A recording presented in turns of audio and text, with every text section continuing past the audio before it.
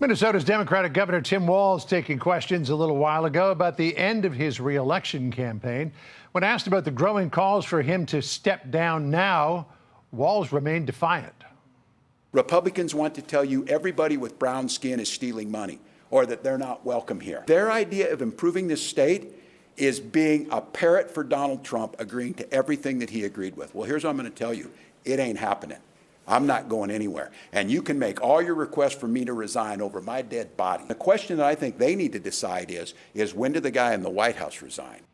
Meanwhile, the Department of Homeland Security is reportedly sending 2,000 more ICE agents in and around Minneapolis, joking on X, wishing the city good morning. Let's bring in Minnesota State House Speaker Lisa Demuth for more on this. And Madam Speaker, thanks for being with us. Well, good afternoon. I was going to say, to hear Tim Walz tell it, this is an awful lot about Donald Trump and not a whole lot about the corruption and fraud right under his schnozola during his administration.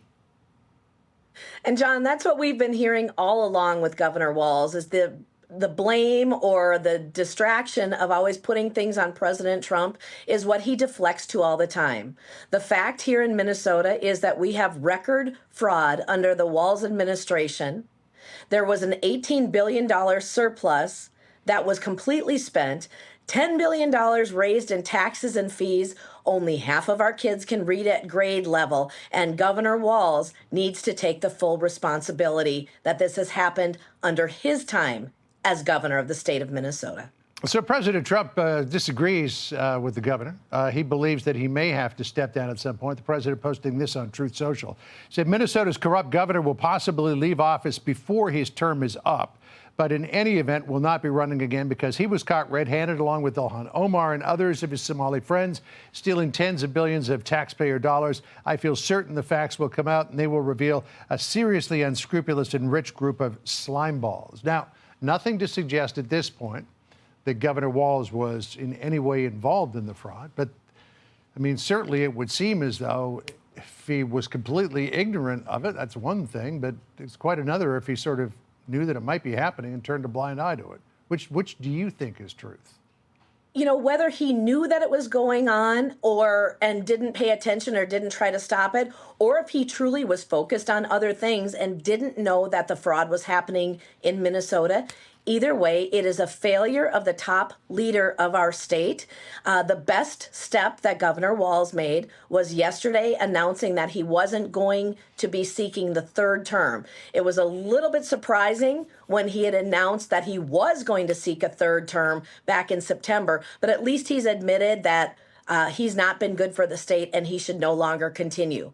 The important thing to recognize, though, is whoever they put in to run for governor in the state of Minnesota, any Democrat has completely supported what Governor Walz has done, and it would be more of the same. That's why we need a change here in the state of Minnesota. That is why I'm running for governor. Yeah, in terms of who the Democrats might put up instead of Tim Walz, since he has now said that he's not going to stand for re-election, it looks like Amy Klobuchar, the senator, has got the inside track. A lot of her supporters believe that she would just cruise to election. How do you, as the Republican candidate for governor, beat her? I will beat whoever they put up, whether it's Senator Klobuchar or someone else. I will be able to beat any Democrat for governor here in the state of Minnesota because they all have been complicit and supportive of what Governor Walz has done to our state. The spending of the $18 billion surplus, raising our taxes and fees. We are headed toward a financial deficit in the state, and no Democrat, whether they serve in Washington or serve here in the state of Minnesota, no Minnesota Democrat has said anything about fraud and the fact that this has happened under Governor Walz, and he should take responsibility. It would just be a Tim Walz third term is all it's going to be if it's a Democrat. I mean, even so, there hasn't been a Republican who's won statewide office in Minnesota since 2006. So would you acknowledge it's a big hill to climb?